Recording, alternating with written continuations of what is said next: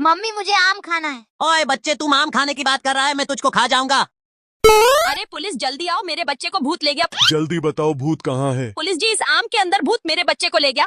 अभी मैं इस आम के अंदर देखता हूँ। अरे बाप रे, इसमें तो सांप है।